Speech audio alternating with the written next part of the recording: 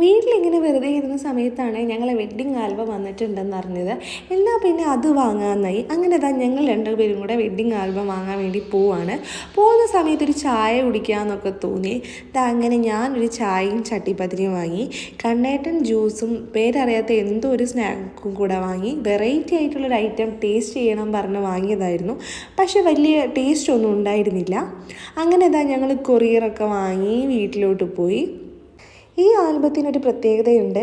ഒരു വർഷത്തിന് ശേഷമാണ് ഈ വെഡ്ഡിങ് ആൽബം ഞങ്ങളുടെ കയ്യിൽ കിട്ടുന്നത്. അതുകൊണ്ട് ഓപ്പൺ ചെയ്യാൻ വേണ്ടിയിട്ട് അത്രയ്ക്കും തന്നെ ക്യൂരിയോസിറ്റി ഉണ്ടായിരുന്നു. അങ്ങനെ ഒരു വെടിക്ക് രണ്ട് പക്ഷി എന്നൊക്കെ പറയുന്നത് പോലെ 2 ഫോട്ടോ ഫ്രെയിംസ് ഉണ്ടായിരുന്നു. ഇത് തികച്ചും അൺഎക്സ്പെക്റ്റഡ് ആണ്. ഞങ്ങളൊരു ആൽബം പെൻഡ്രൈവ് മാത്രമേ പ്രതീക്ഷിച്ചിട്ടുണ്ടായിരുന്നുള്ളൂ. അപ്പോൾ ആൽബം പൊക്കി നോക്കിയപ്പോഴാണ് മനസ്സിലായത് അതിൻ്റെ താഴെ ഒരു കലണ്ടറും കൂടെ ഉണ്ടെന്ന്. അപ്പോൾ കലണ്ടർ നോക്കി കഴിഞ്ഞപ്പോഴോ അതിലെ ഫോട്ടോസൊക്കെ അടിപൊളിയായിരുന്നു. ഈ ഫോട്ടോ ഫ്രെയിമും കലണ്ടറും കണ്ടപ്പോൾ തന്നെ ഞങ്ങൾ ഭയങ്കര ഹാപ്പി ആയി കേട്ടോ. അങ്ങനെ കലണ്ടറൊക്കെ നോക്കി കഴിഞ്ഞതിന് ശേഷം ഞങ്ങൾ മെല്ലെ ഞങ്ങളുടെ ആൽബം ഒന്ന് ഓപ്പൺ ചെയ്ത് നോക്കി. അയ്യോ, എന്ത് ഭംഗിയായിരുന്നു കാണാൻ. നല്ല ആൽബമായിരുന്നു. ഇങ്ങനെയൊക്കെ ഞാൻ പറയുമ്പോൾ നിങ്ങൾ കരുതും ഇത് ഞങ്ങളുടെ ആൽബം ആയതുകൊണ്ടാണ് ഞാൻ ഇത്രയും കൂടുതൽ പൊക്കി പറയുന്നതെന്ന്. പക്ഷേ അങ്ങനെയല്ലായിരുന്നു. ഇത് ഞാൻ അച്ഛനെയും അമ്മയെയും എല്ലാവരെയും കാണിച്ചപ്പോഴും അവരും ഇതേ അഭിപ്രായമാണ് പറഞ്ഞത്.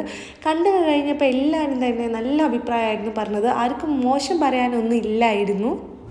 ഈ ആൽബം കണ്ടവരെല്ലാവരും നല്ല അഭിപ്രായം പറഞ്ഞതുകൊണ്ടാണ് ഞാൻ ഇത്രയും കോൺഫിഡൻസിൽ ഈ ആൽബം അടിപൊളിയായിരുന്നു എന്ന് പറഞ്ഞത്.